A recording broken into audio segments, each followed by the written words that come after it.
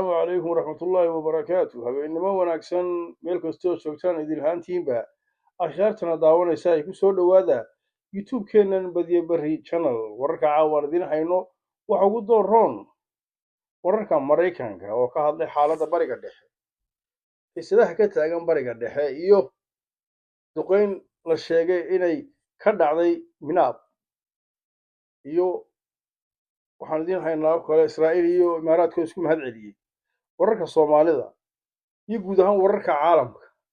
ku soo dhawaada wararkii oo faahfaahsan United States Congress ayaa weli ka doodaya miisaaniyadda dawladda si looga hortago in dawladdu la xidho government shutdown xiisadda Iran warar ayaa sheegaya in diyaaradaha aan duuliyaha lahayn MQ-9 lagu soo riday meel u dhow Bandar Abbas ee dalka Iran Islamist Repatriation Grand Corps ayaa sheegay in diyaarado badan oo Mareykan iyo Israa'iil ah la soo riday inkastoo ay tiradaasi aan si madax bannaan loo xaqiijin duqeyn la sheegay inay ka dhacday Minaab warbixin hordhac ah oo la sheegay inay ka timid ciidamada United States ayaa tilmaamaya in sirdoonka uu sababay duqeyn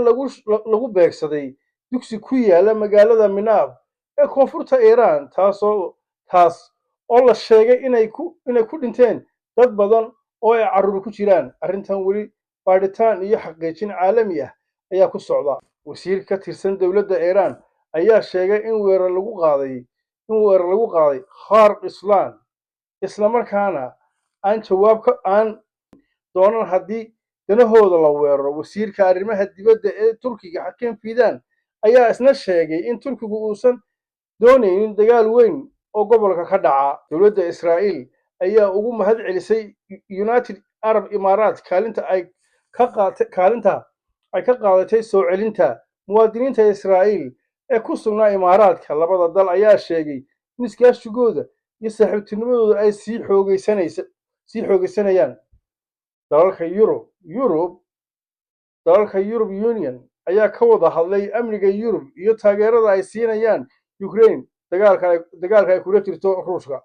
sicir barar iyo qiimaha tamarta ayaa weli ah dhibaatooyin dhaqaale oo Yurub ka jira wararka Afrika hogaamiyaasha qaaradda Afrika ayaa shir ku yeeshay African Union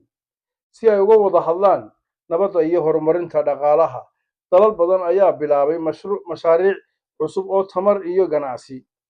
dhanka kale dowladda Soomaaliya ayaa sheegtay inay sii wado howlgallada la dagaalanka al-shabaab dowladda Soomaaliya al-shabaab ilaa qiyaamaha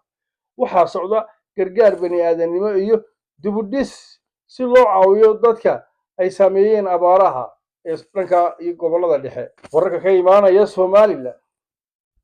waxay 2026 xoojisay xidhiidho iyo iskaashi caalami ah dalalka lala xidhiidhinayo iskaashiga waxaa ka mid ah Ethiopia waa mid ka mid ah dalalka ugu muhiimsan ee xidhiidhka la leh Soomaaliland 2024 waxay kala saxiixdeen maranbiyood iyo MOU Ethiopia waxay rabtaa marin badeed sababtoo ah waa dal aan bad lahayn oo ballaaran waxaa sidoo kale kala hadlay saldhig ciidan ama deked isticmaal arrintaa waxay keentay dood siyaasadeed oo ka dhex dhalatay gobolka